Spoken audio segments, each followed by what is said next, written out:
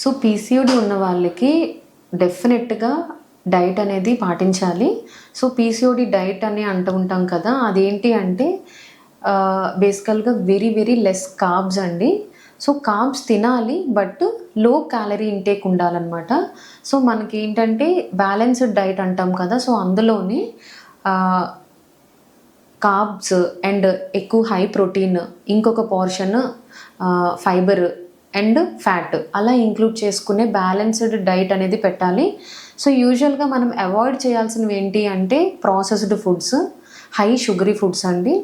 బయట జంక్స్, మైదా, రైస్ సంబంధించినవన్నీ, high processed foods లేకపోతే బెవరేజెస్, హై షుగరీ డ్రింక్స్ ఇవన్నీ అవాయిడ్ చేయాలి. తర్వాత ఏంటంటే డైరీ ప్రొడక్ట్స్ కూడా తగ్గించాలి. Low intake of dairy products అండి.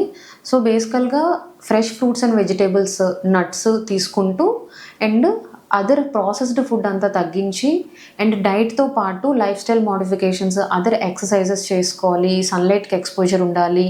సో ఎవ్రీ వీక్కి 5 days ఎక్సర్సైజ్ అనేది డిక్టిమ్ పెట్టుకోవాలండి వీళ్ళు. సో డైట్తో పాటు ఎక్సర్సైజ్ చేస్తేనే మనకి పీసీఓడి మేనేజ్మెంట్ అనేది బాగుంటుంది.